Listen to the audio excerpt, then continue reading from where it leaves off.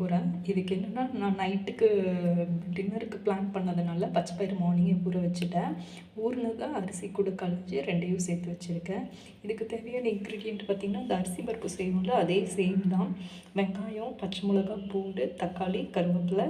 இதில் பார்த்திங்கன்னா வரமிளகா, இன்னும் கொஞ்சம் மிளகாத்தூள் ஆட் பண்ணுவோம். ஸோ இது போட்டால் தான் கொஞ்சம் ஃப்ளேவர் கிடைக்கும்.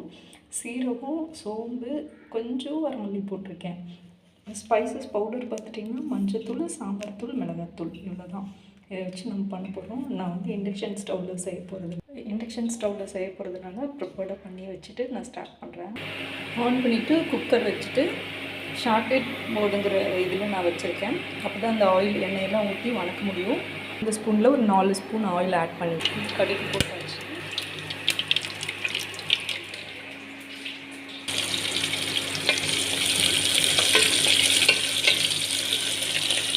இப்போ தக்காளியும் ஆட் பண்ணியாச்சு.